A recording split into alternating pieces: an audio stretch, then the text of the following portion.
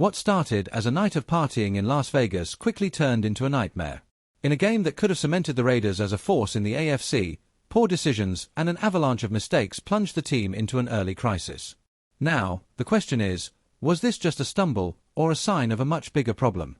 After an encouraging debut, the offense collapsed in front of its own fans, leaving Pete Carroll visibly frustrated. Behind the scenes, sources reveal that changes are being discussed and that Geno Smith will have to prove, in record time, that he can still lead this team. Today, you'll discover the inside story of the defeat and what needs to change before the next round. As fans try to understand what happened, the numbers and post-game statements paint a brutal picture. And at the center of all the controversy is the quarterback, who made history, but not in the way he would have liked.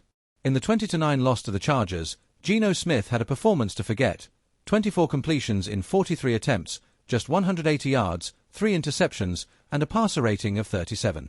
According to Next Gen Stats, Smith became the first quarterback since 2016 to attempt at least 10 passes longer than 10 yards without completing any. The collapse began on the very first play of the game, with an interception that set the tone for the night.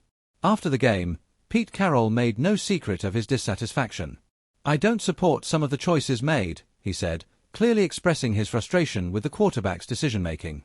Carroll criticized the offense's impatience and emphasized that, instead of forcing long plays, they should accept the short options offered by the defense. "Forcing passes into coverage rarely ends well, and we saw that in practice today," he added. Smith's mistakes were compounded by shortcomings in other areas.